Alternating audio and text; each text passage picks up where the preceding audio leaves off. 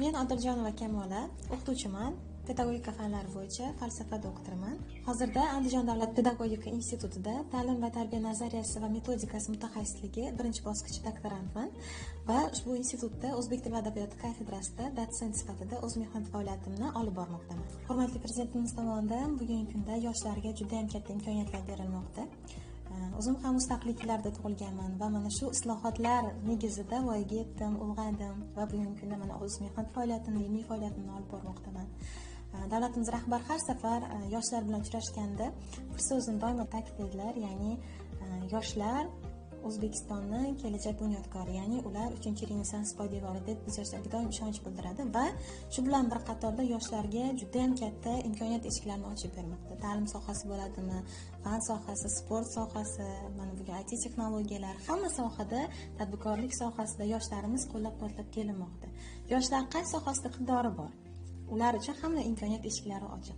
Bugungi kunda har doim hurmatli prezidentimiz Andijon viloyatiga tashrif davomida doim uchrashuvlarga kiramiz, ular bilan suhbatlashamiz va doim hurmatli prezidentimiz har bir viloyatga borganda yoshlar bilan albatta suhbatlashadi. Ular bilan uchrashuvlar tashkil etadi va mana shu uchrashuvlarda biz ham ishtirok etganmiz.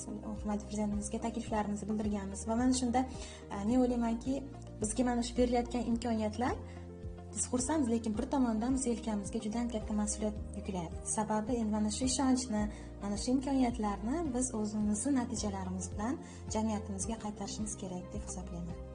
Ayol kishi avvalambor ham ilmiy faoliyatda, ham karyerada, ham oilada bir tekisda olib ketish biroz qiyinchilik bo'lishi mumkin, lekin mana shu jarayonda birinchi navbatda oila a'zolari, ota-ona va albatta turmush o'rtog'ini qo'llab-quvvatlash juda ham muhim.